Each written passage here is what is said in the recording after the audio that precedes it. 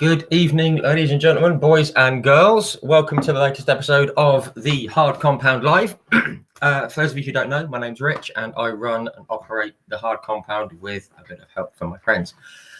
Good evening, James Harmon. You're not too late. We have just started. For those of you who don't know what the Hard Compound is, we like to think we're a one-stop shop for all things motorsport, 4 wheels, 2 wheels, open wheels, tin tops, bikes, all kinds of good stuff. And we do motorsport articles, news, the odd competition, which we will be launching soon. I know I say it every week, but we are going to have a competition or two coming up soon. We provide online social media backing for some of the best young drivers and riders out there. And in case you hadn't noticed, we do live interviews. Just before we get started, just want to put you in the direction of our Facebook page, facebook.com/the Hard Compound. That is where all of our articles go.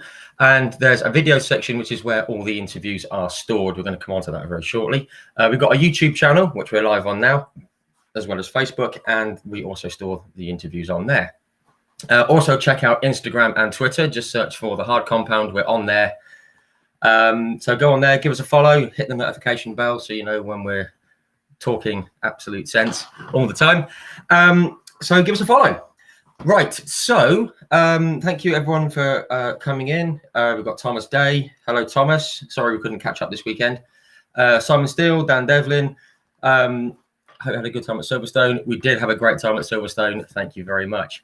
Who have we spoken to? Right, well, we have spoken to some very talented young racing drivers. Emily Linscott, she came on with her father, Mark. Mark used to race bikes. Emily's out in the USF 4 Championship as we speak, doing very, very well. That was a great chat, well worth a watch, as was the chat with a young lady called Kales Cole from Ireland. She's just stepped up into F1000.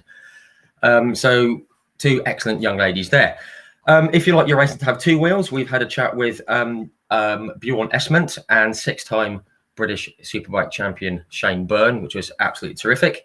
If you like your single seat racing, we've spoken with the likes of IndyCar drivers such as Ari Leyendijk, 2-time Indy 500 winner, Danny Sullivan, 1985 Indy 500 winner, 1988 IndyCar champion.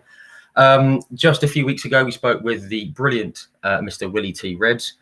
We've spoken with like Stefan Johansson. Just last week, we spoke with the Stig, the original Stig, Mr. Perry McCarthy. We've spoken with David Brabham, Derek Warwick, and we've had the honour and the privilege of speaking with Mr. Mario Andretti, which was incredible. If you like your tin tops, we've spoken with the likes of Alex Neville, Ryan Falconbridge, and Bradley Gravitt from the Mini Challenge. More on the Mini Challenge coming up soon. And we've spoken with past champions such as Matt Neal, John Cleland, Rob Gravitt, Steve Soper. We've spoken to Dick Bennett. We've spoken to Michael Crease, Jade Edwards, Brad Philpott, Chris Smiley, Rick Parfitt, Jake Hill, Ollie Jackson, Tom Chilton, Dick Bennett, Louise Goodman, Andy Prio, Tom Coronel, Ian Flux. Lots and lots of great people, plenty more coming up. But tonight we have got a driver who is currently on the Mini Challenge. She's in the Cooper class. She's not in the Cooper class. She's moved from the Cooper class into the JCW, and I can see her laughing at me. Brilliant. Real up-and-coming star, standout performer, certainly last year in the Mini Cooper Challenge in support of the BTCC. So I'm going to stop rambling, and we're going to bring her in. Excellent young racing driver, very nice young lady. So please join me in welcoming Miss Lydia Walmsley. Hello. Hello, there we are. Sorry to ramble on, Lydia. We've kept you waiting. How are you? I'm good, thank you. How are you? Yeah, good. Warm, very warm. It's been a hot few days, isn't it? Yeah, it has. I feel like the Brits never stop moaning. We moan when it's too cold, and now it's too hot, and we're still moaning. So I don't think we'll ever be happy. But no. I mean, I'm quite enjoying it. It's quite nice. Yeah, I mean, are you one of those kind of people that deals well with the heat? Because I'm really, really not. No, not particularly. Usually I am moaning, but I think we need to take it now. I mean, I've got a race meeting coming up, and I just like it to be dry. We've not had too much dry running, so yeah. I just want nice weather. Yeah, absolutely. It is nice that it's here, but just take the edge off. It'd be nice. Yeah, just a little bit. But yeah, obviously I mentioned in the intro there, a few people have mentioned about being at Silverstone, which was excellent this weekend. But you were out at Alton Park in the heat, all kitted up and going testing. How did it all go? It went really well, thank you. It was my first time at Alton in the JCW, and I thought it was scary in a Cooper, but it's a whole different thing in the JCW. I think the narrowness of the circuit makes everything seem like it's happening so much quicker for you. But yeah, it was really good. We found a lot of time over the day, and I think it set us up well for the race weekend coming up. So yeah, I'm really looking forward to it. Excellent, very good to hear. And obviously, it is you say you've not had a lot of dry running. Were you at Snetterton where the rain was coming in sideways and coming upwards and all that? Because I think it was Bradley Gravitt said that he said he should have packed a snorkel. Were you out there at the same time? I did have. I'm not sure if it's the same day, but I did have a test day at Snetterton, and we didn't even do the final session just because the track was so waterlogged. There was an absolute waste of time. I feel like Snetterton has its own weather forecast. It's just completely. It's just. I mean, it's unreal. Usually at Snetterton. I mean, the first race meeting of the year was heat wave weather, probably warmer than it was. Well, warmer than it felt today. And then we go the next weekend, and it's pouring with rain. It's never consistent. No, it's the great British east of England. I mean, because you're from Ipswich, aren't you, originally? Yes. Possibly now as well. I'm not sure. Yeah. My brother actually lives up in Norwich, and every time I speak to him, I ask him how he's doing. He goes, a bit wet today. I was like, is it? Really? It's as you say, it's got its own microclimate, and obviously that adds to the challenge at Snetterton. You never know what it's going to be doing, do you?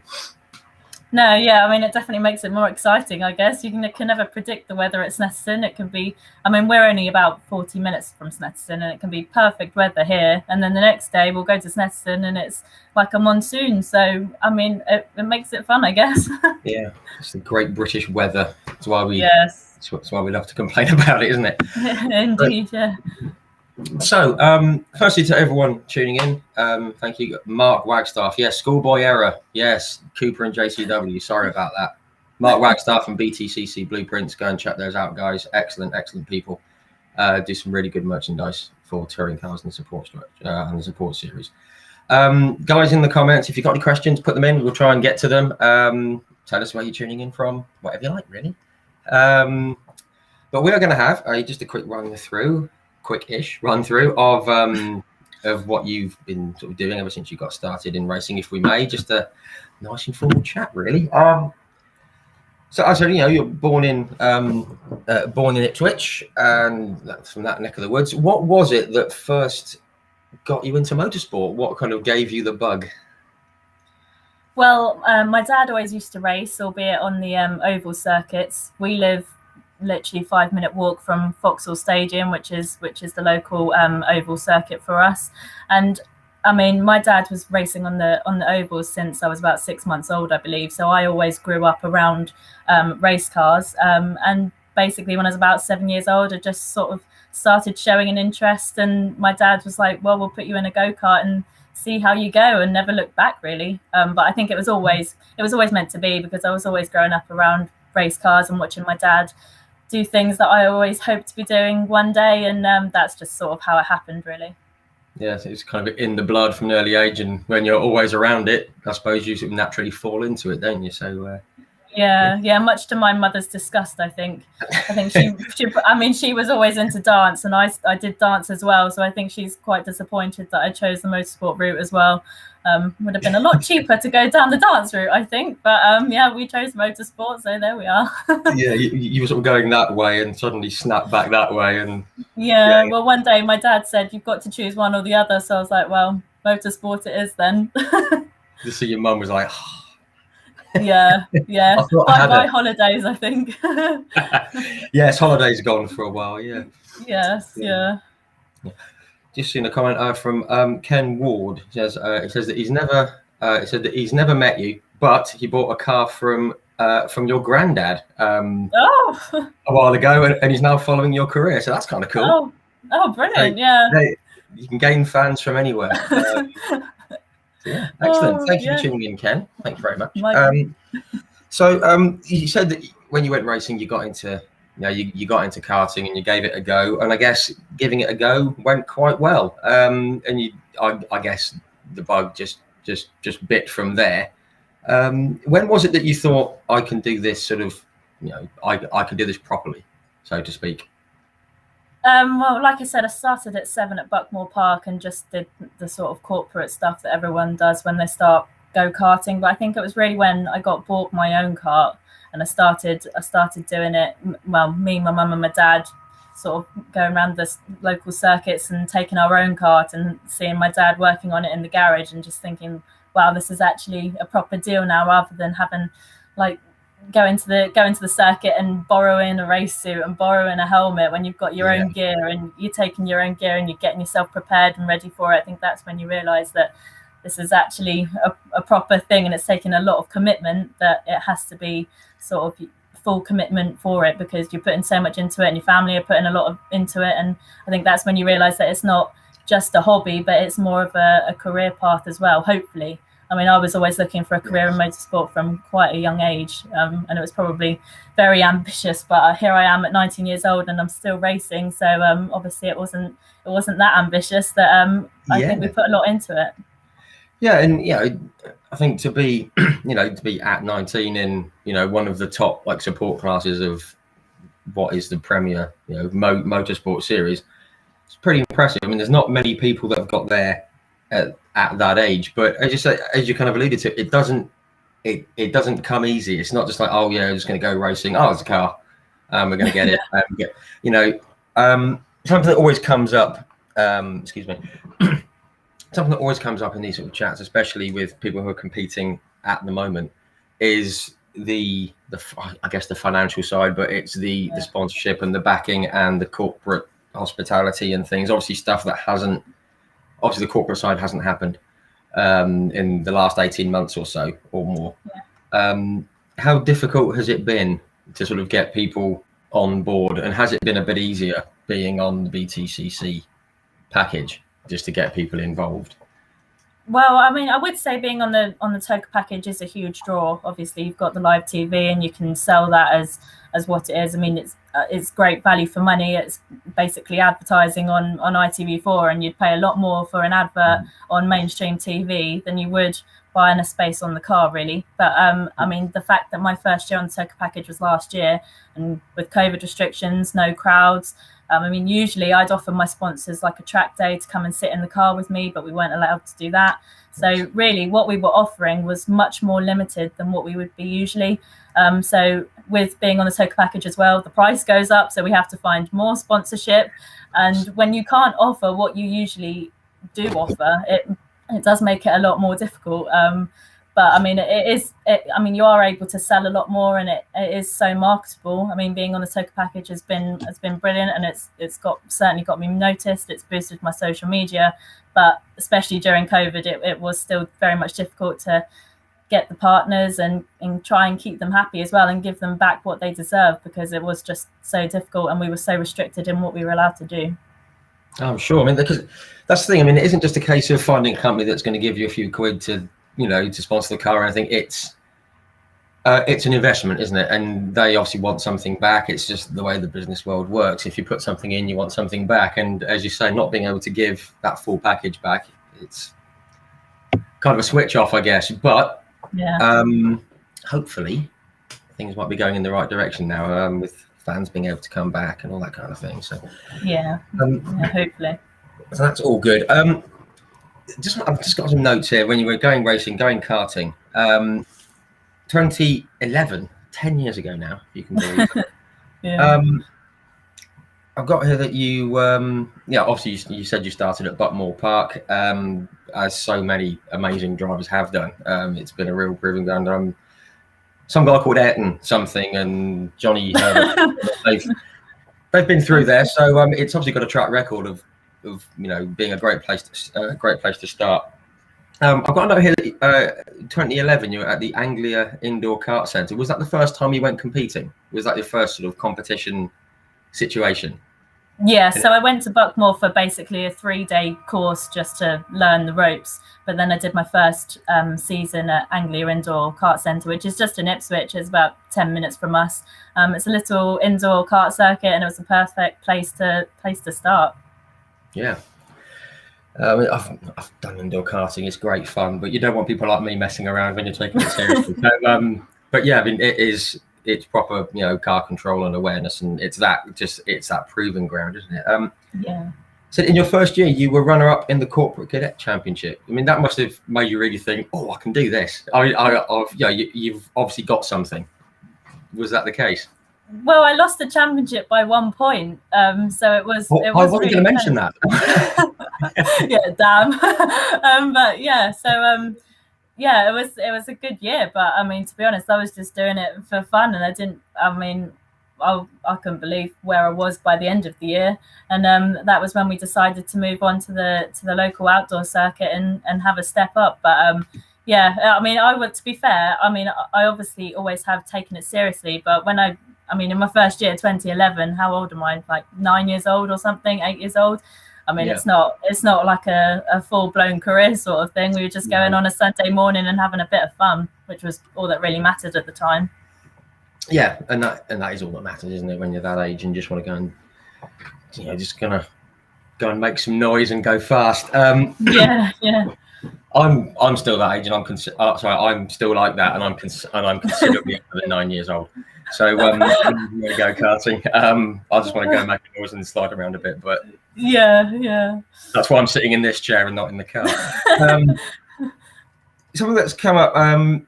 2012. I don't want to dwell on this, but you had an accident and you broke your leg. What happened there? And did it sort of put you off? Because you'd have been 2012. You'd have been 10. 10, yeah. What happened? And did you ever think, I don't want to do this anymore? What happened? Well, I crashed. Well, yeah, that. Yeah, no, it was my, I think, second race meeting in my own go-kart. So I did kind of banana my first go-kart. But it was turn 1 on the first lap of the race, and I was going around the outside and just got tagged from behind, and it was as simple as that. Went straight into the barrier, straight under it. Broke my tibia and my fibia, so I did do it quite well. I also I hit my face on the tire wall and I had to have surgery to remove tire or like rubber from the tire wall out of my eyelid. So I did do a proper good job, and at only 10 years old, you do start to think, what am I doing? If you're going to crash, do it right. I know, yeah. I mean, obviously, we saw that in the weekend with. No, not going to talk about that. But I mean, I think that would have put off a lot of people. I think a lot of people at 10 years old would have just said, well, I would have probably gone, "Mummy, But I mean, you were out for what was it? 6 months or so, was it, or something like that? And you were just in the car and off you go.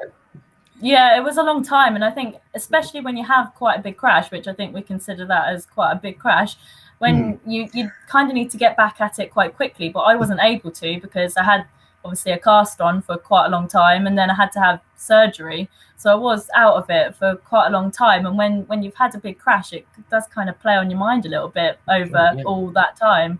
But yeah, got back in, and within about 5 laps, I was back into it and had pretty much forgotten what happened. So didn't affect me too much. But I must admit, the drive to the circuit the first time was a bit of a nervous one. I must admit, I wasn't sure whether I really wanted to continue, but after about 5 laps, like I say, I was more than happy to continue doing it. Yeah, it was a case of I'm fine. Yeah. I'm over this now. Let's get on with it. You're made of stern stuff, racing drivers. Good stuff. I said, and again, another little note here. You returned with a podium and named Young Driver of the Year. I mean, it's not a bad return. It's a pretty good way to come back, isn't it? Yeah, it was nice. Yeah, and I think it gives you that recognition that you are making the right decision. I think, I mean, at 10 years old, when you've already smashed your legs to bits, you're wondering whether it's the right decision for you. But I think when you get that, it just proves that this is what you really want to do, and you really enjoy it, and you're willing to take the risks that come along with it to do what you want to do, which is all that matters. And yeah, it was definitely, it's a sort of inspiration to keep going as well, and to try harder and to do your absolute best as well, which is nice and always kind good of to knowing, have. yeah, absolutely, yeah. And it's like nice knowing that, you know, when things go wrong, that from an early age you've got it in you to come back, you know, from a disappointment or an injury or whatever it is. So yeah. It's a bit more affirming, I suppose. Just got the next couple of years. So you're karting around the country. 2015 Mini Max Championships at the Allo Park Club champion. Got recognition off track. UK Karting Magazine Female Driver of the Year finalist. And then the following year, you smashed the championship, the Rotax Championship, from what I can glean, winning the championship at Allo Park by 283 points. I mean, again, these little things, you know, just, you know, obviously winning a championship is not a little thing, but the things about, you know, being nominated for awards and things like that, that again must give you a huge shot in the arm. Yeah, and it's surprising as well, because at that time, I mean, it was all fairly local. It wasn't on a massive scale. And when you're getting noticed by, I mean, things like Karting Magazine, I mean, I don't know about anyone else, but I was always picking up Karting Magazine every month when it came out. And then to see like your picture in it at such a young age and to be nominated for all these awards, it's quite an eye-opener, and it's definitely a surprise, but it's nice to be recognised on such a large scale as well. Yeah, and it's just brilliant. And over the years, more have come through, and it humbles me every single time. So yeah, it's lovely. Yeah, no, I'm sure it is. I'm sure it is, especially, you know, as you say, at a young age, you know, when you're perhaps, you know, wanting, you know, like an arm around you, just say, yeah, you can do this, and just to see things like that, it must be like a real boost. Yeah, it really is. You got recognised on local radio, Sports Star of the Year, the Local Hero Awards. All these things just coming your way from an early age. Earned, I will say, obviously. But again, I mean, you know, getting awards, yeah, it's just that it's another nice little boost, isn't it? Yeah, it's really humbling to be nominated for something like that. It's such an honour, and yeah, to be going to all these awards nights and to be stood there, you can't believe that it's you that stood there, and you just think, what have I done to deserve this? But yeah, it's lovely. It really is. Yeah, I'm sure. So when did you first sort of decide, or when did you start thinking about moving into into cars from karts? Because obviously 2017 you went into the Junior Saloon Car Championship. How did that sort of process unfold? Because I think there's a lot of people, there's a few like young lads and ladies that we sort of help out a bit on the hard compound here, like Ty Cuthbert and like Ralphie Reeves, and we've got a young lad called Harrison Crowther in the karting, and they're sort of starting to have one eye on moving up the ladder and choosing a lane kind of thing. What was your kind of process to making the jump into the big cars, as it were? Well, I think I was in my final season of karting, and I think when I was 13 at the time, and we decided that obviously you can start racing on the circuits at 14, and I personally wanted to make that step as soon as I possibly could, because I think it's good to get started as early as possible if you're in the position to be able to make that step. But at the time there there still aren't really too many options. I mean, obviously the Ginettas, which weren't in our budget range, and sure. Then the Saxos, which are much more were much more affordable for us. Stepping up from karting to circuit racing is a massive step, both in the driving side of things but financially as well. And the Saxos, what we found were, if we bent it was much easier to go to the local scrapyard and pick up whatever you needed than it were to be in a Ginetta paying whatever you have to pay for a front bonnet.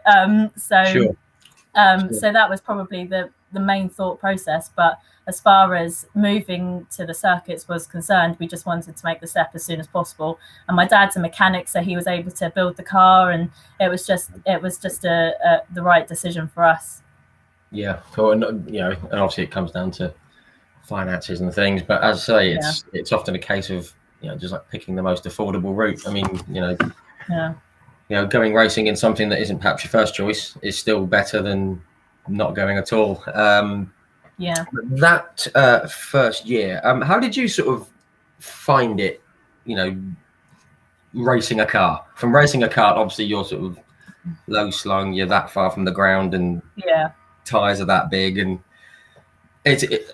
how when you had that for those first few laps, did you think, crikey, this is this is different? Was it just a completely different experience to what you'd done in the past? Yeah, it's unbelievable. And only being 14, you're obviously not driving on the road, so you don't actually know how to drive a car. I learned to drive up and down a runway with my dad sat in the passenger seat, not really knowing what on earth I was doing with 3 pedals. Obviously only used to 2. But as soon as you step onto a circuit, it's so intimidating. Well, I personally found it intimidating because you've gone from a tiny little go-kart circuit where you can see every corner of the track from wherever you're stood, and now you're going to Silverstone. I took my ARDS test at Silverstone, and it's just so intimidating, and it's a lot to take in.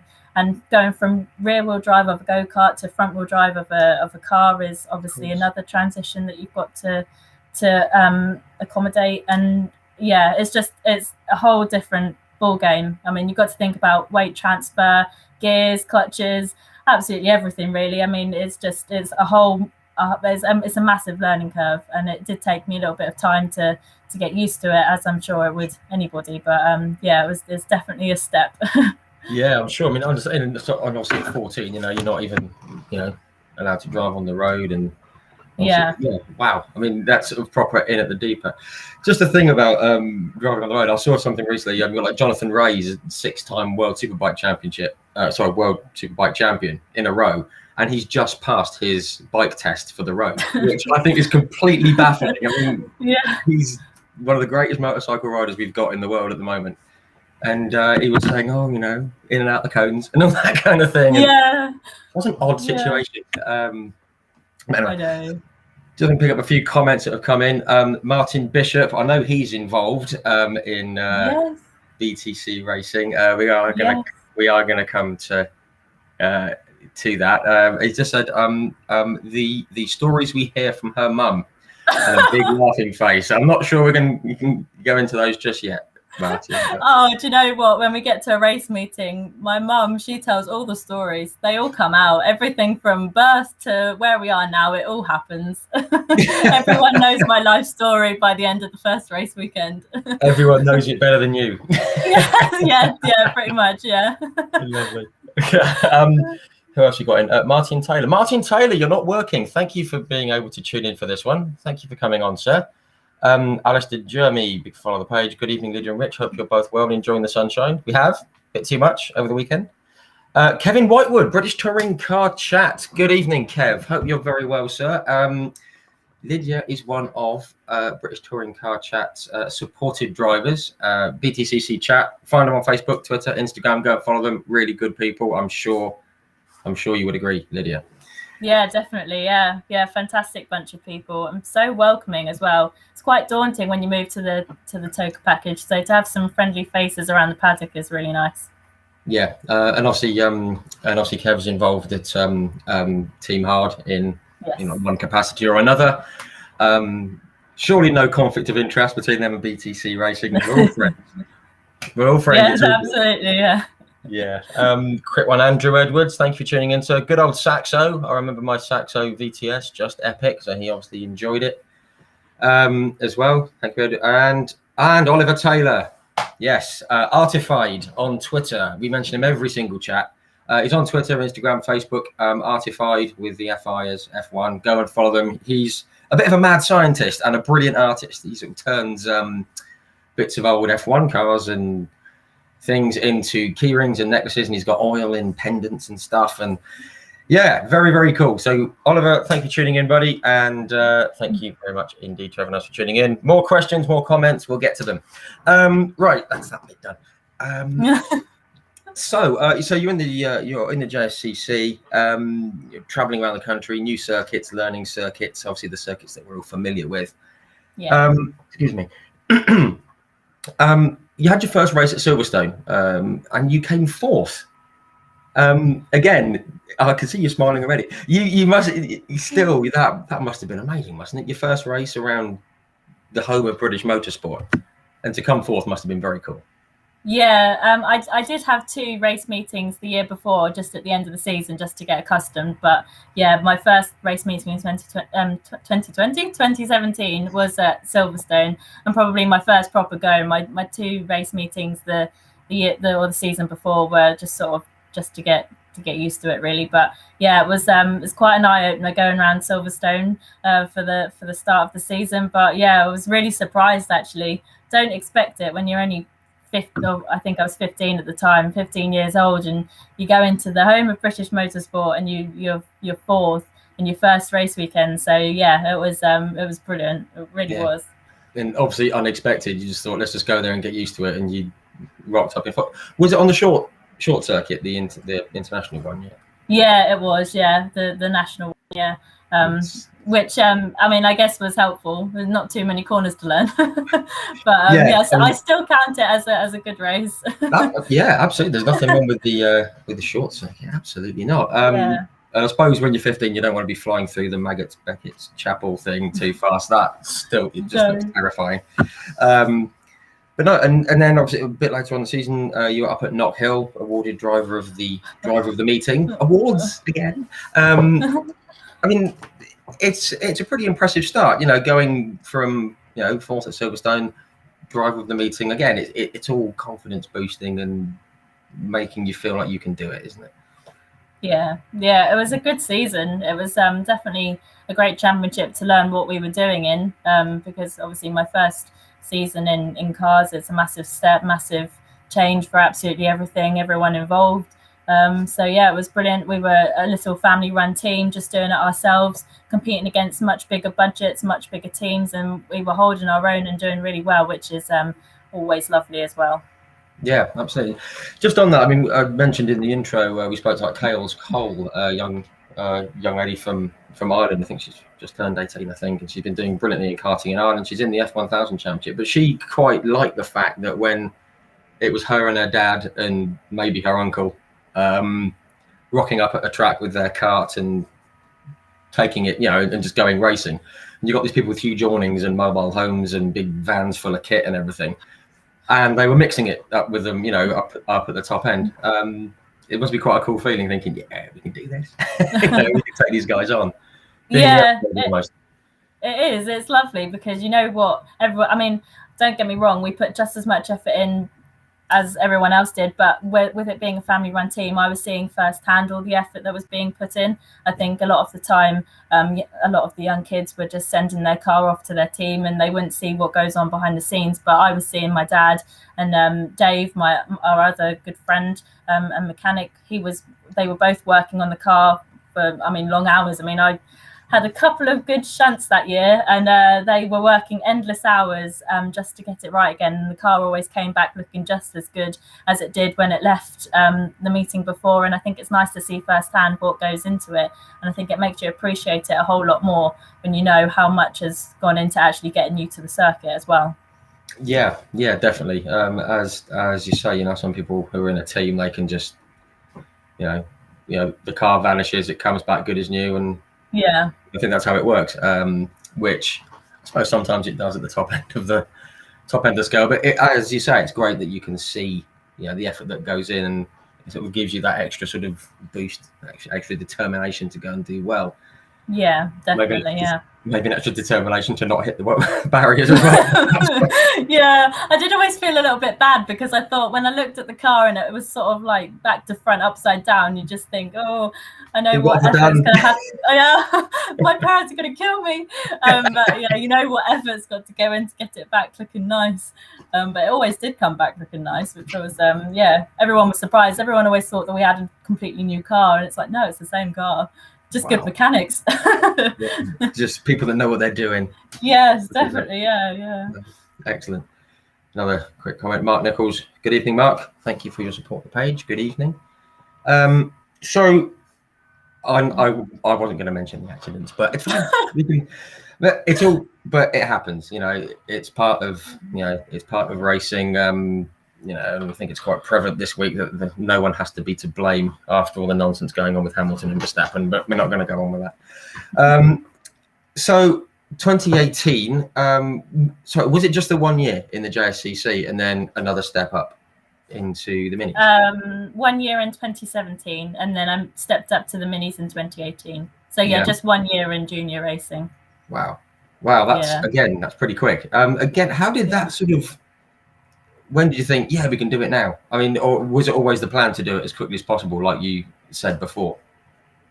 Yeah, I mean, I think I was only 16 at the time, competing against a load of adult men, which is quite nerve-wracking in itself. But I think we did 1 year in the Saxos, and although it was a good championship to learn what we were doing, I think the progression came when I stepped into the minis. Slick tyres, which I think is always a good thing to try and learn those early as well.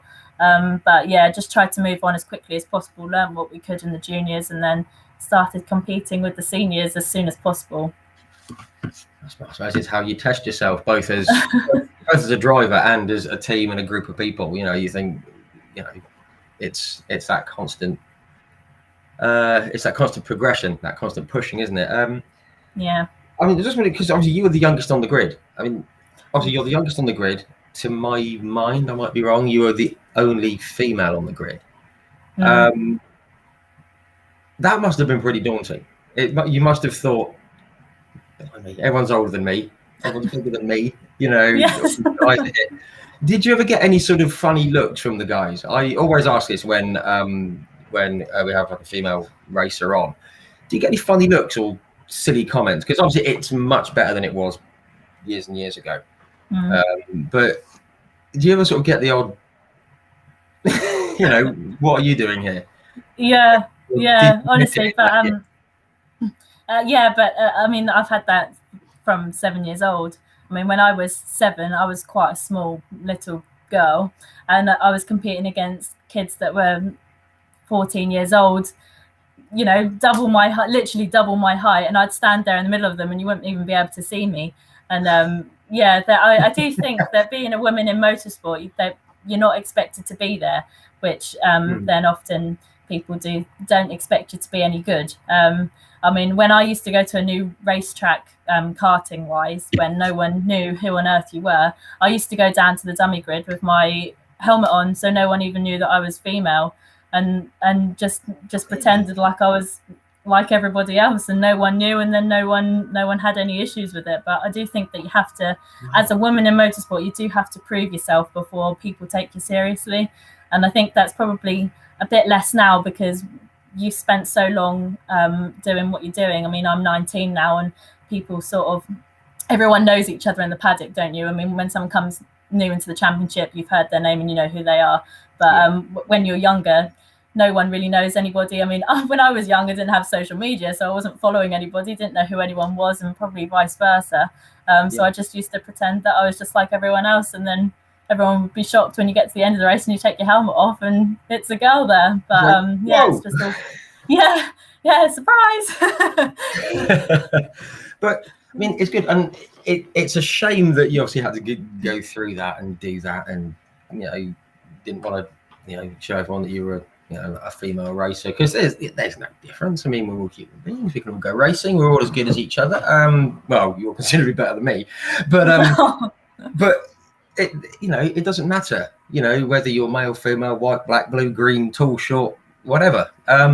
Yeah. We can all just go racing. Let's just all go racing. Yeah. Get on, No, I completely agree. And to be honest, I think it makes you stronger as well. And it's just part and parcel of being in something that's male dominated. I think I never thought of it as any different. I used to stand there and be proud that I was doing what I was doing. And I didn't really care that it was a grid full of boys.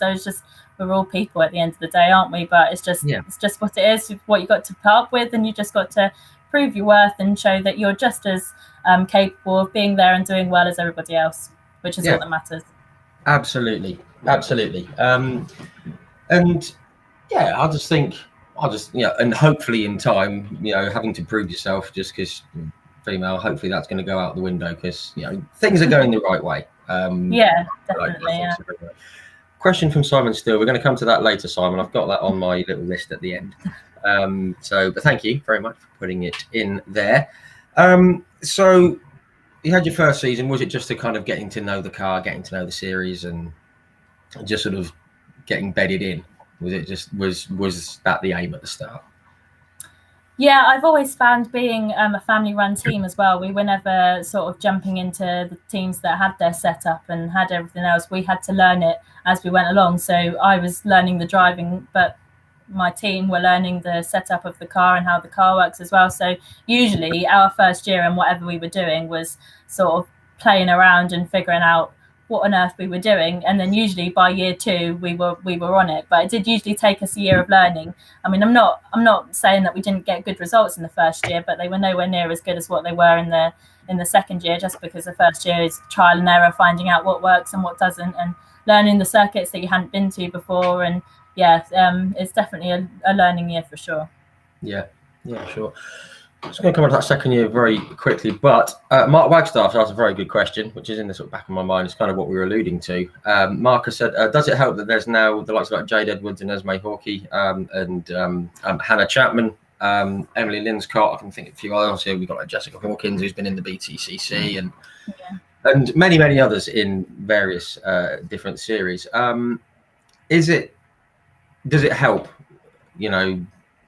that there's more and more like females in racing? They're in the news, they're on social media. We mentioned Emily Linscott earlier on. Does it sort of, obviously the fact that a female racer is now less of a rarity, do you feel that kind of helps with the way people sort of not treat you, but just the general feel around the paddock, or with people who may have had a problem in the past perhaps? Well, yeah, I do think so. To be honest, I don't think it helps me as much as it would help the young girls. I mean, I look back at when I was 7 years old, and I'm struggling to think of a woman racing driver that I knew the name of. Probably Susie Wolf, and that was about it. But I think now, when you now young girls are turning on the TV and they're seeing the likes of the W Series, and they're actually seeing women in race suits, and I personally don't particularly remember having that. And it's a nice inspiration for young girls to know that it is an avenue that they can go down. I mean, I had the inspiration of my dad to get into motorsport, but young girls that don't really have that have now got the likes of the drivers that you've already named at the top of their game in top tier motorsport, and they've got someone to look up to. And I think that's who benefits the most. I don't think it's probably the people around the paddock. I think it's the people that are trying to get into motorsport in the first place that I think benefit the most out of that. But yeah, I think it's brilliant, and the more it happens, the more encouragement will become of it, which is fabulous. Yeah, absolutely. Obviously, we've got like Jamie Chadwick, who's now the development driver at Williams, which is you can't get much higher than F1. I mean, which is again, it's absolutely brilliant to see, and we all know about Susie. I was just trying to wrap my brain just then about a dozen or so years ago.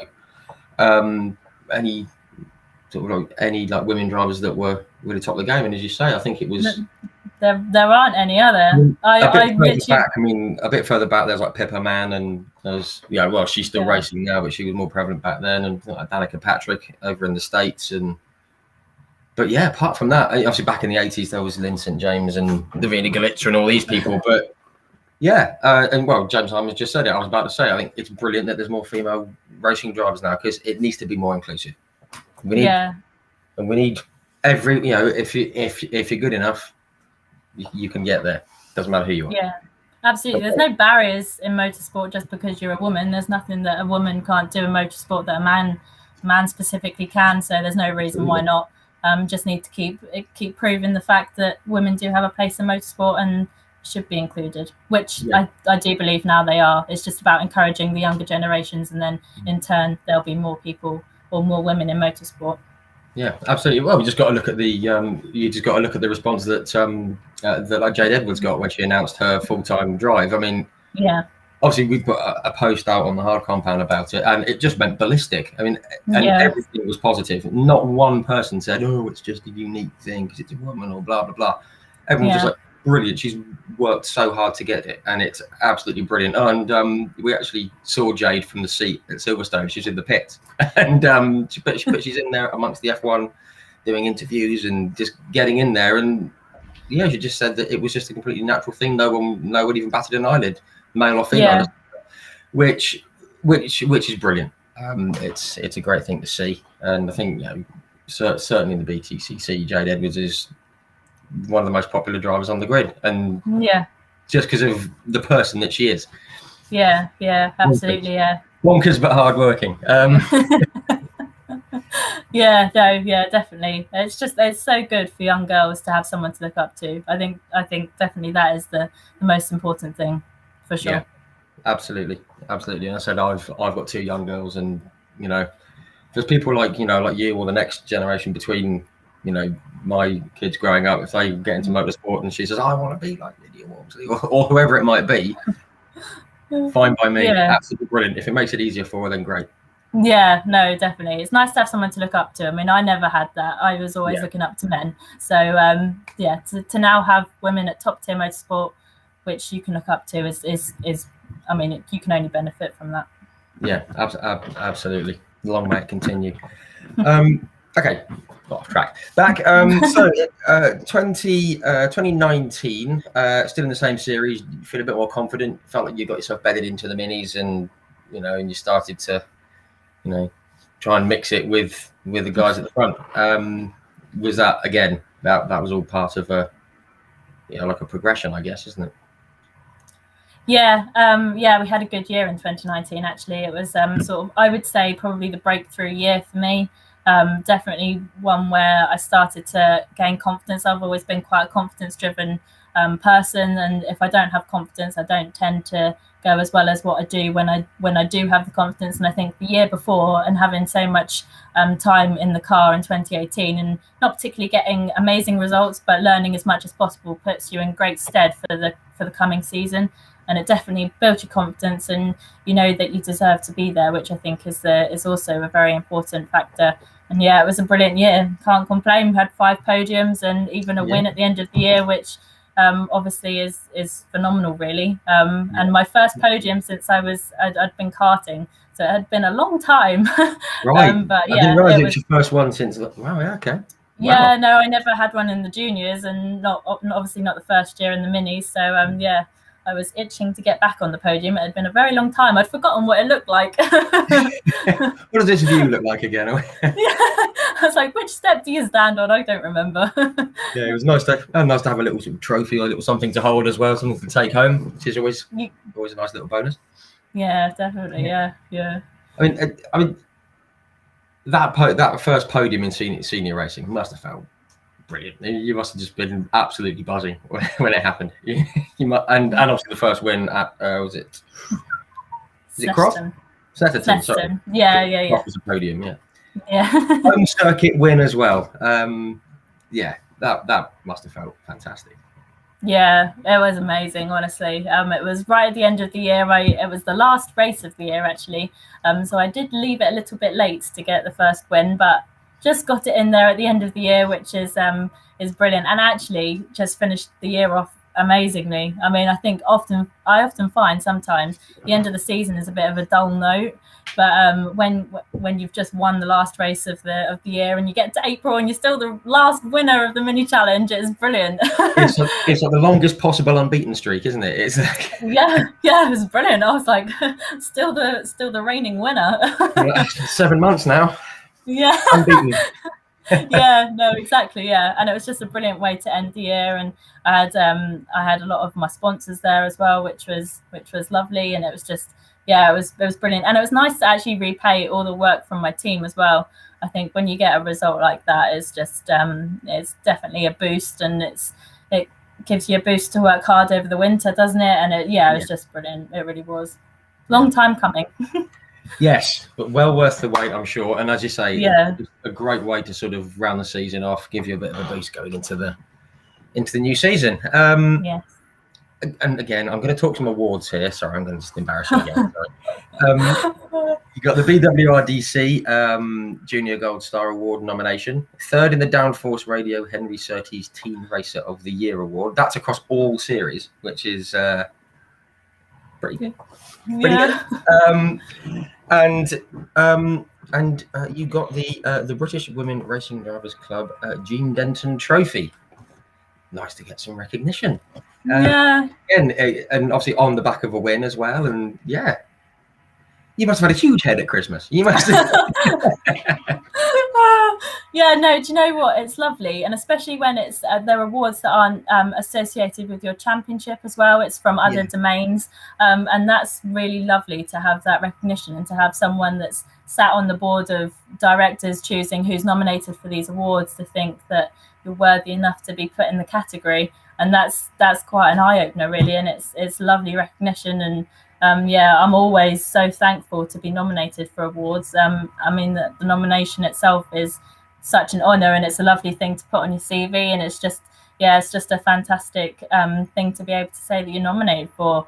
And it's so I try to stay humble, because that's the most important thing. And it's just lovely recognition. And I honestly, every time when one comes through, you can't believe that you've been selected out of, and you read the list of nominations and you think, wow, all the names are fantastic, and so to be amongst them is it's honestly amazing. Yeah, and it's great you've got that outlook on it. A case of, wow, I've been nominated, I've actually been spotted. That's amazing, because I'm sure there's a lot of people that get proper annoyed when they don't win.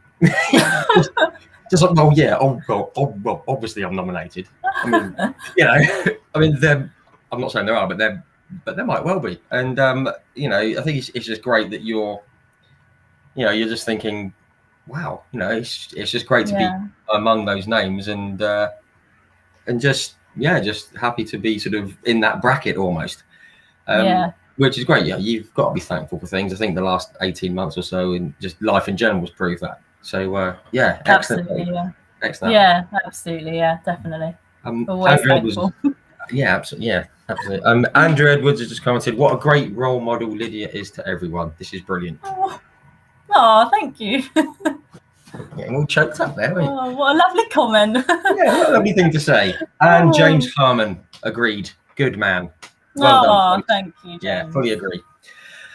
So 2020, we know how the difficulties of the year and the sponsorship and everything, but back in the middies now, this is where I think a lot of people will have really sort of taken notice of you. Firstly, the car looked awesome. It was one of those, it just stood out on the grid and everyone was like, look at that. I know, yeah. And I can't take credit for designing it, by the way. But it was probably one of the best liveries I've ever had. It stood out certainly on the TV. It was really brilliant. Yeah, it was cool. And I mean, again, I don't mean this in a negative way, because obviously there's not many women on the grid. But when the grid is scrolling up on the TV, if we're not able to get to the track, and you see a female's name, I'm guilty of this and have been in the past, and I think a lot of people will be like, oh, female, let's see how she gets on. Not in like a negative, oh god, she's going to be rubbish or anything, but it's just just because it's there's that slight difference thing, and I think a lot of people would have seen that and taken notice. And plus Paul O'Neill going absolutely mental on the commentary about you, that helps as well, because Paul's brilliant. But obviously moving on to the BTCC package, the TV, everything, we mentioned it was easier to get sponsorship. Did you ever think, crikey, I'm going to be on the telly? Yeah, when I lined up on the front row at Thruxton after the restart, and we had quite a wait because you obviously have to, with TV, you have to wait for the ad breaks and things like that. So we were sat there for quite a long time. And when you're sat there for about 10 minutes, your mind does start to think, oh my goodness, my car's front row on national TV. And that's probably the complete opposite thing that you're meant to be thinking at the time. But I thought, I've got 10 minutes, I may as well think about this sort of thing. Why not? And but yeah, my phone went absolutely crazy after that race. It was just, I couldn't take it. I had so many notifications, messages, comments. So it went absolutely unbelievable. But yeah, it's something else when you sat there and you're waiting for the TV, and it's just like, oh my goodness, I'm 18 years old and I'm racing on national TV. It just doesn't get better than that, does it? No, that is fantastic. And again, I've got in my notes that I actually sent across to you, and we've had a look through. And you mentioned Thruxton. It was that sort of race weekend that I think everyone. There was just some ridiculous races. There was like 5 of you abreast going through Church, fastest corner in the UK, and there's 5 of you in minis going absolutely ballistic, straight through. And I think a lot of people remember that more than the BTCC that weekend, because it was just incredible. I mean, what was it when you're going around there 5 abreast around Allard or whatever it might be? Do you allow yourself to think, this is brilliant, this is awesome?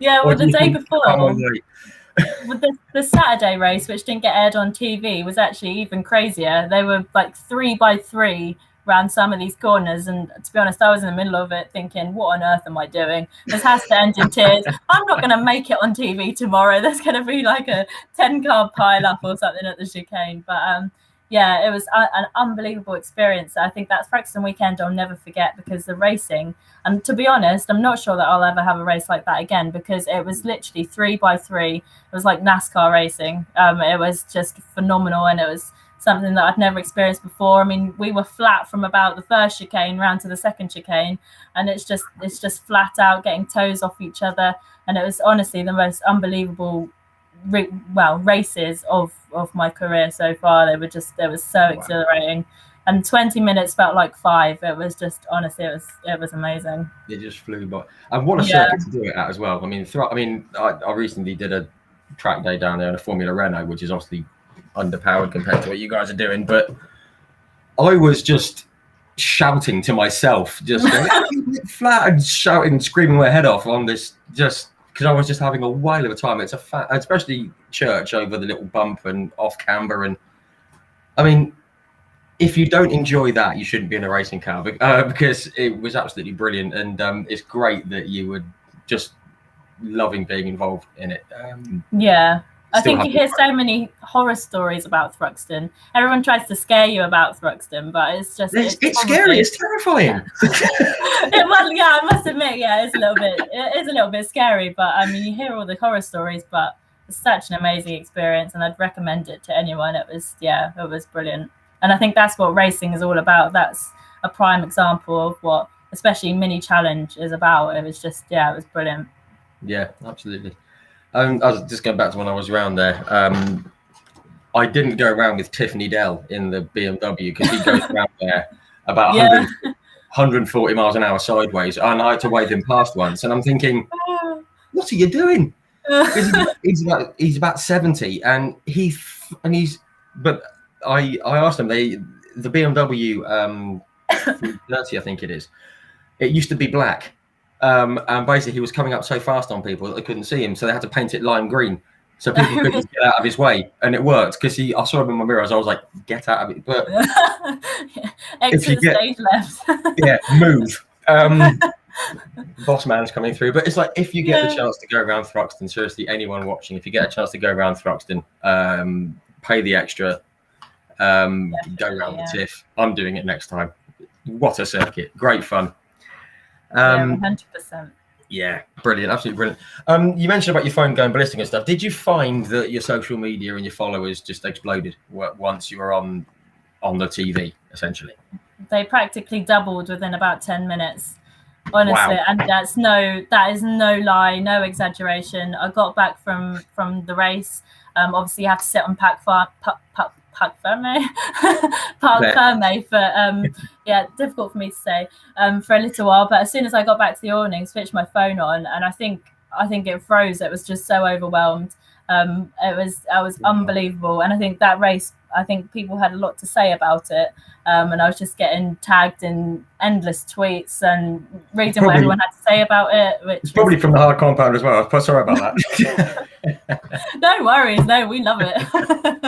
But yeah, it was unbelievable, and the recognition that you get from it, and the amount of new followers and the amount of people talking about it, it's mind blowing, and you don't expect it, and you just think this is just because I've been on the TV.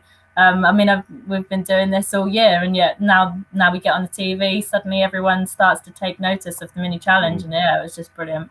Yeah, it just shows the power of the TV and the power of and the power of social media. I think Mark Wagstaff from BTCC Blueprints, he said something earlier. I can't remember the exact wording, but it said, "Oh, it helps that you're young and you know how to use social media." Because I don't think Mark and I were saying he's not the sharpest on it, and I'm not either. I'm old. No, don't say that. when your age begins with a 4, you're old. No, but it helped. Again, it's another tool that you can use to promote yourself and to, and obviously there's so many drivers and riders and racers out there that are, that want to use social media to get to it, and it's kind of flooded. But once you've sort of made that step, that kind of breakthrough, it's hugely powerful, isn't it? You have to be on it. There's no doubt about it. I mean, everyone's on it these days, and it's a necessity now. I mean, it's like a full-time job. I mean, I'm sure you will agree. Trying to keep up with everyone, all the messages, it is like a full-time job, and it's important, and especially for the partners as well. I mean, social media is such a massive platform now. Everybody's on it, and you've got to use it to your advantage. It's free advertising at the end of the day, and you've got to use it, and it's a brilliant tool, and you're able to speak to so many people and engage with so many people that otherwise without it, I mean, we wouldn't be able to be doing this without social media, would we? No, so exactly. Yeah, you've got to be on it now. It's a necessity and part of motorsport. Yeah, I mean, must admit, I was a bit rubbish. I mean, I don't have a personal Twitter account or a personal Instagram account because I am a bit rubbish with it. But through doing this, I've learned how to use it, and as you say, it's a huge help. Yeah, definitely. Mark Wagstaff does agree. He says, yeah, true. He's not on social media, but he's doing brilliantly. Absolutely superb merchandise he puts out and stuff. So yeah, definitely. Just a quick one on last year. Did it feel like a breakthrough season, or did it feel, because obviously so many more people have followed you and become aware of you and started supporting you, along with other drivers, of course. But yes. Did you think, okay, right, we're going somewhere now, hopefully? It's a whole new ball game. I mean, the amount of people you meet, the connections that you make, the relationships that you form. I mean, where I am now with BTC Racing wouldn't have happened if I went on the Toker package last year, without a doubt. Sure. Because that's how we got in contact with Steve Dubman of BTC Racing, and that's how this whole sort of partnership began. And without it, I mean, there's no way I'd have been able to be in the position to be able to do that and be where I am now. Yeah, certainly a breakthrough in that respect, and it's set me up now. I've got I'm 3 years with BTC, so to be honest, that 1 year on the Toker package has set me up for 3 years, which is, I mean, that's a really lucky and fortunate position to be in. But sure. Certainly without the Toker package, it wouldn't have happened. And that's, and certainly with the world the way it is, with people trying to get into series, especially with the British Touring Car Championship, we just got to look. Andrew Jordan decided it wasn't for him financially last year. With Honda pulling out at Team Dynamics, Dan Camish had to take a back seat. And there's been comings and goings, obviously, at BTC Racing with Michael Crease and obviously Dan Camish coming in, and Senna Proctor, and lots of very, very good drivers who haven't been able to get onto the package. Guys like Matt Jackson. I mean, he was going to be racing last year with Powermaxed, and hasn't been able to make it this year, and and plenty of others. So, I mean, I was just going to come on to BTC Racing. I mean, I've had a bit of contact with them in the last few weeks and months because we had Michael Crease on here. Michael Grease has been everywhere. We know it. Everyone knows his name. Yeah, Creasy goes everywhere. It felt like a kill at the time, but he goes everywhere. So I'm not. Just a sort of word about, I mean, did they approach you? Did you approach them, or did they say, look, we've got this young driver thing we want to set up, and then did they go to you, or was it a bit of both, or were you banging on the door? Well, I wouldn't say I was barricading myself in, but definitely, me and my dad went to go and see Steve, and basically just said that what our aspirations were, which were the JCW Championship. I was always hoping that would be the next step for me. I'd been 3 years in the Cooper at that point, and I definitely decided that I think when you get to 3 years, hopefully you're trying to move on. And I think we were definitely in a position where we were capable of making the step. But we weren't able to do it alone. Certainly not at such a massive step in all aspects, and we needed support. And There was no way we could do it without it. And we went to Steve, and we pitched our thoughts of what we wanted to do. And then Steve mentioned the fact that he was thinking about putting a driver development program into BTC racing, and that's how it sort of blossomed from there. But it was from being on the Toka package that I was in the position to be able to go and politely knock on his door and make that contact and make that relationship. And I think that's what it's all about as well. It's about building relationships, and that's what's so brilliant about motorsport as well. Everything's so interlinked, and it's it was fantastic. And actually Steve made it so easy, and it was absolutely amazing. Brilliant. I mean, we said on pretty much every single one of these chats that we've had with various people from various ages, from various series, they've all said, and I've said this every time, they say, oh, I was doing this, then I was doing this, and then I did that, and then I met someone, and it went like that. I'm personally hoping that this is your then I met moment, because it'd be great, great if it can just continue and keep going, and things can grow, and you can get onto the BTCC. Is that like the goal at the moment? Is that the ultimate goal? What was it? It's always been the goal, to be honest with you. I mean, it's I think everyone always says touring cars, don't they? But honestly, it's always been my goal, and I'm not just saying that now because I'm part of the team which has always been touring cars, but it's always been what I've been looking hopefully towards. And I've been told, obviously I've never driven a touring car, but I've been told that the JCWs are basically a mini version of a touring car. Apparently they handle very similarly, and especially JCWs being front wheel drive are similar to the Hondas of BTC racing front wheel drive. That's always been the goal. Whether I make it or not, I don't know, but it's always been an aspiration of mine. And I think especially last year, being on the Toka package and just seeing a touring car drive by, I was like, oh my goodness, it's a touring car. I've never been so close to one before. It's like, it's right there. I can touch it. It's quite an eye opener. But to be on that first step of the ladder, to be on the Toka package in the first place, and to be racing alongside the touring cars and supporting them was a big step for me. But touring cars has always been the goal. Yeah, brilliant. And obviously, you're as you say, you're on that first sort of step. The foot's in the door, and hopefully it can just keep going upwards and going on from there. Obviously, they've got three very good drivers in there. Have you managed to speak to like Josh Cook, Jade Edwards, or like Senna Proctor, or even like Dan Camish when he was in at Thruxton? Did you get a chance to have a chat to them and talk through the car, or get any little pick their brains about a few bits and pieces? Or? Yeah, to be honest, the whole experience has been amazing. I went to one of their pre-season test days at Snetterton just before the touring car season started, and to be honest, it was just such an eye-opener. I mean, it's a whole different kettle of fish to see how the drivers work. I mean, to see so many engineers, data engineers, all the mechanics.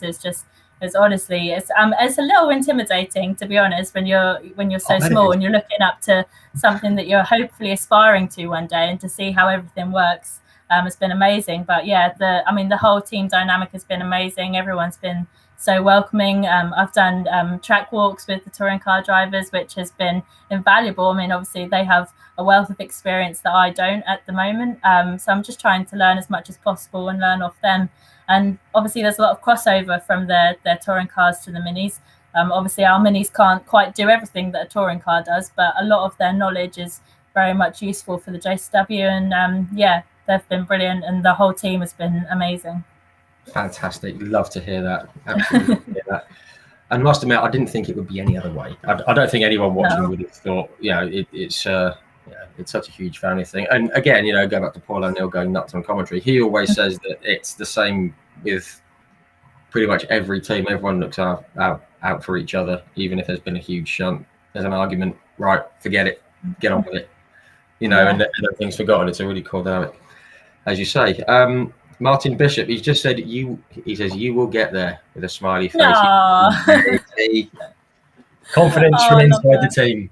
Yeah, definitely. Yeah, you got to have it. Thanks, Martin. Absolutely love it. Just a very quick one on how this year's going. Obviously, it's your first year in the in the JCW with like BTC. Obviously, it's a bit different. Has it surprised you that it's so different, or were you kind of expecting it to be again like another big step? I always knew it was a massive step. I mean, I've been on track days and stuff in my Cooper and had a JCW come past me, and it's like they're gone within 5 seconds and you can't even see them. So I always knew that the jump was going to be a huge one, to be honest. But there's just so much to learn.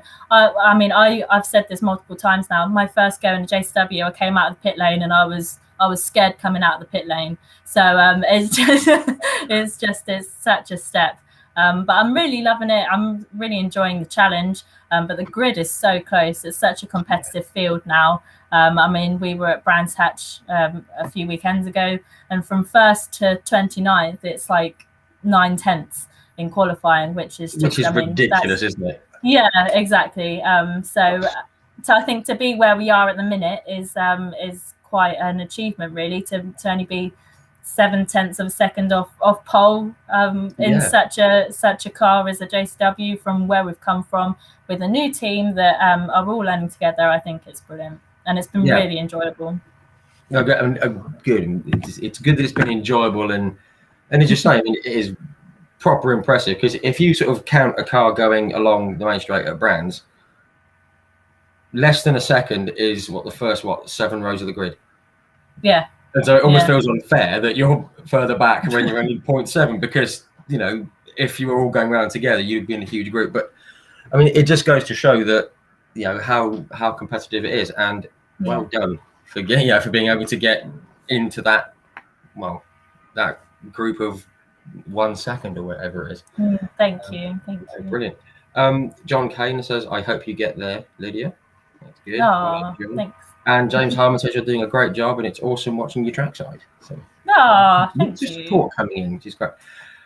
Also, a word. John Kane is a marshal up at Knock Hill, so say big shout out to all the marshals, as we do every week, because can't go racing without them. They're as important as the drivers and the car and everything else. Without them, we can't go racing. 100%. And especially to the Knock Hill marshals, because there was a very scary incident up at Knock Hill recently. One of the support riders on the Brit Superbike Championship came off, bike went up and over the fence. There was, but somehow a bit of gravel got up inside his helmet somehow, and he swallowed it, and he was choking to get the helmet off. And all the marshals and the medics ran in, Heimlich maneuver. It came out, saved his life. Yeah, they're amazing, aren't they? Yeah. What an amazing group of people. So, John Kane, thank you very much. Right, well, just want to say, before we get on to a few little fun questions before we sign off, we just want to wish you the very, very, very best of luck this year for the rest of the for the rest of the season. Obviously, we'll all be watching when you're on the telly. And I will personally be at Donington and Brands, so if I'm allowed, I'll come and say hi. But yeah, all the very best, and obviously hope the next 2 or 3 years go well with BTC racing. I think everyone would wish you the very, very best. Thank you. In that. So right, a few little fun questions, because I like these things. Just a quick one. Thoughts on the W series? Obviously, you said it was and that's what Simon Steele was the question you popped in earlier. What are your thoughts? Because I know Jade Edwards has said she's not particularly a fan of it because it's brilliant. Well, she said it's great that some of the that these ladies have got into a seat on merit that they may not have had anyway. But it also causes a bit of division, further division, which it's sort of a double-edged sword, really. I mean, I think it's great. I've always loved my single-seater racing, and obviously at Silverstone at the weekend, it was brilliant to watch. We had 6 Brits on the grid, as well as many others. And the fact that there's no sort of costs to get it in, everything's covered, you're just there on merit, I think that's very positive. But I can see where like Jade is coming from. But she's obviously happy for her mate Jessica Hawkins, who's in it. So I was just wondering what your kind of take on it is. Well, I know it was quite controversial when it first began, wasn't it? But I think, to be honest, I applaud anybody that is trying to get more women into motorsport. Whether you agree or you disagree, it doesn't really matter. I think we have to applaud the fact that there are people out there trying to get women involved. I mean, to be honest, it's quite revolutionary, to be fair, because you look at it, all the drivers are women, all the mechanics are women, the presenters are women, the media team are women. I mean, when have we ever had that? We haven't. So to be honest, whether you love it or you hate it, I think you have to applaud the fact that young girls are going to be turning on the TV to watch the Formula One, and they'll watch the Formula One, and then they'll also see a load of women doing what they do best. And I think it will I personally feel it's great for the young kids, seeing that women can defy the gender stereotypes and do what they love to do. And I think that's what's brilliant about it. I think it's the younger generations that benefit the most, which I think we can't complain about, really. No, 100% agree. That's my standpoint exactly. I can appreciate people that think it causes further division, which is not the intent of the series, but I just think it's absolutely brilliant. And just on a personal story, again, I was lucky enough to be at the Grand Prix at the weekend.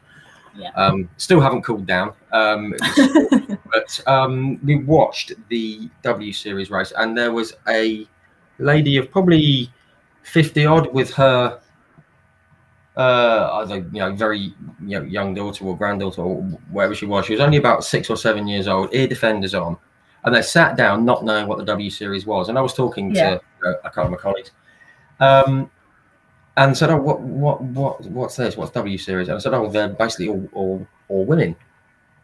And at that point, the girl who was sitting in front of me went, "What? So women can race in Formula One?" I said, "Well, no, this isn't Formula One, and I was explaining to them what it was all about." Yeah. And when Alice Powell won, obviously a home win, she passed, come thumping past us. Huge roar went up, and you could see the girl in front of us, her face just lit up. She had that look of, wow. Yeah. When she won on the podium with the champagne and the national anthem, and she was then asking her mum, saying, "Oh, can I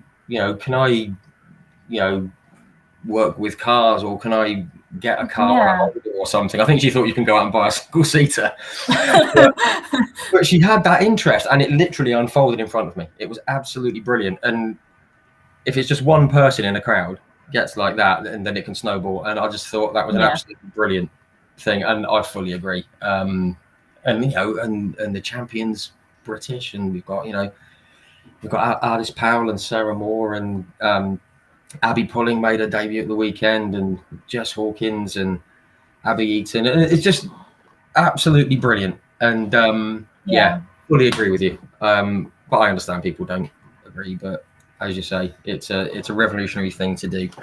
Definitely. And there's people say, "Oh yeah, but we're not going to." We're not going to get a woman through from W Series into F1. Well, Jamie Chadwick. She's Williams. So there's your answer. Hopefully more to come. Right. For sure. I've rambled. Quick one. When you're not racing cars, what do you like to do away from track? What's your sort of hobbies apart from going fast and making Paul O'Neill blow his top? Yeah, people think I pay Paul O'Neill to say all those lovely comments. I don't, I promise. I don't know what Paul O'Neill would do for a fiver, and I'm not going to ask him. To be honest, the last year has been a bit dull with COVID and everything. Not been able to really do much. The racing was the highlight of my year last year, because while everyone was sat inside. I mean, I was also sat inside, but I had the pleasure of going racing, which was obviously lovely. But in normal circumstances, which hopefully we'll be at by the end of the year, yeah, I mean, I just like spending time with family. I think the racing takes up a lot of your time, and especially, I mean, my dad was certainly when he was running my car, he was often doing late nights on the car and things like that, and then I'd be at school and I wouldn't really see him. And although he was doing things for me, it does take up a lot of family time. So it's nice to spend time with family, go out, just do the normal things that everyone does. I go to the gym quite a bit. But other than that, to be honest, I do spend a lot of time focusing on the racing. I mean, there's so much to racing. It's not just turning up on a race weekend and getting in and going. There's so much more to it than that. And it does take up a lot of time. So it's nice to just have some time, spend time with family and friends. And yeah, that's basically what I do when I'm not racing. I don't have too many other hobbies because I just commit myself to one. I think if you've got so much going on, it's difficult to be committed to the one. So yeah. Yeah, absolutely. And obviously I think time with friends and family, it's been very important, isn't it, the last few months. Yeah, exactly. Yeah. So no, brilliant. Apart from BTCC, what motorsport do you sort of follow the most, or are you just sort of a bit like, well, I'm a nerd. I've got no shame in admitting that. If it makes a big noise and goes fast, then I love it. But, I mean, have you got any sort of favourites that you follow? To be honest, it's mostly BTCC. I would always be turning on the TV on the Sunday of the touring cars and watching it from start to finish, having a couch potato day in front of the TV. Favourite way to spend a Sunday. But it has always been touring cars. I mean, now we're at the race weekends, it's more difficult to watch. But also F1. I always watch the F1 as well. They are probably the main two. But touring cars was always the main priority for my TV schedule. Yes. Always had to make sure I was not missing it and could not make plans on that Sunday. Yeah. If you get asked to do something, no. BTCC's on. From 10 till 6, I am off limits. Yeah, absolutely. Do not talk to me. I will not be on the phone. Yeah, leave me alone. Yeah. I mean, it must be. I personally, for anyone who's watching, recommend a bit of IndyCar, because people think it's just going around in circles. Nope. It's brilliant. And it's always been like my favourite, despite all the F1 pictures here. But yeah, IndyCar is brilliant. So if anyone gets bored on a Sunday evening and you've got Sky Sports F1, give it a watch. Yeah, definitely. Right, very, very simple. Last two questions. What's the favourite track you've ever driven, and is there one that you would love to drive? Well, I always used to say my favourite was Rockingham, but then they closed that down, so I had to pick a new favourite. Very sadly, yeah. I hope one day it gets back to a race circuit. I'm not sure what the plan is on that. Yeah, I think they're planning on knocking it down and building houses. Yeah, it's not looking likely. Yeah. Which is a shame because that was always my favourite, but never mind. But I also love Croft. Croft is one of my favourites. It's quite narrow, isn't it? But it's got a bit of everything. It's got the high speed, it's got the technical stuff, which I always very much enjoy. But to be honest, there isn't really a circuit that I particularly dislike. Cadwell Park was always a troublesome one for me, but luckily we don't go there anymore. It's more of a bike circuit than anything else, isn't it? I personally feel it's a bit too narrow for cars, but maybe I'm a bit biased just because I didn't enjoy it. But I mean, it is brilliant for bikes, but obviously they're quite small, and they sort of going over the jumps and stuff. So it's very spectacular. But yeah, that seems to be its main use now, doesn't it? So yeah. Even when I was a kid, Cadwell Park always looked narrower than everything else. That's probably because it is. I mean, the trip to the pit lane is one in itself, isn't it? It's like the hills like that to get to the pit lane.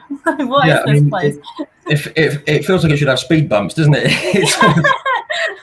It's a heck of a drop. It feels like they should have put it the other way around somehow. Put the pits on it.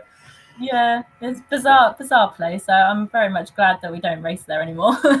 Not sure JCW would manage it around Cadwell.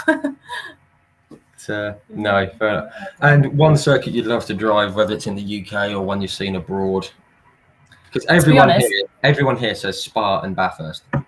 That's what I was going to say, Spa. sorry. Sorry, but I've ruined that for you. Maybe Monaco. I always want to have a go around Monaco. Yeah, I think that's definitely one on the bucket list. Actually, to be honest, I'd quite like to go and watch the F1 in Monaco. I'd probably settle at that. I'd settle for that on a boat, maybe on a yacht. Yeah, I'll take that. But yeah, I was going to say Spa, so I'm sorry, I'm a bit boring. But honestly, I've got two little track outlines above my door up there, and one of them's Spa. Because it's one that I want to do somehow, and the other one's Essen in Holland. But there's one in Australia, like Phillip Island. Oh, have a look at that one. Oh, James Harmon, Spa as well. Yeah, I think it's on everyone's bucket list. It's just a great circuit, isn't it? Yeah, definitely. Yeah, for sure. Hopefully one day. Yes, one day. Mark Wagstaff has messaged. He says, "Oh, well done, you two. Easy watch / listen." Thank you, Mark. And he says, "I've messaged you, Lydia. I need your help." So there you go. Oh, I'll get on it, Mark. Crikey, Mark. What is it? No, it's fine. Goodness me. Oh dear. Brilliant. Okay. And Kay Warren has probably just summed it up absolutely perfectly. We look forward to seeing how far you progress this season. For a 19-year-old, you show a lot of maturity behind the wheel. Oh, we can all agree with that. Oh, thank you very much. Thank you. But right, well, we've kept you for nearly an hour and a half. It's been a long evening. It's really warm sitting here. I've got a light shining on me. I'm sweating. Yeah, it's hotter sorry, than in a race car. Well, no, sorry, I hope it's not been too uncomfortable, but thank you very, very, very much for coming on and having a chat. It's been absolutely brilliant talking to you. And as I said before, wishing you all the very best of luck for this season and for beyond, hopefully in the BTCC. Yeah, hopefully. Thank you very much for having me. It's been brilliant. Yeah, no problem at all. Absolute pleasure. And I said, hopefully we can catch up at some point at a circuit somewhere. Yeah, definitely. Yeah, hopefully. Fingers crossed. Yeah, brilliant. Thank you very much, and enjoy what's left of the evening. Thank you. You too. See you later. Thanks, everyone. Cheers.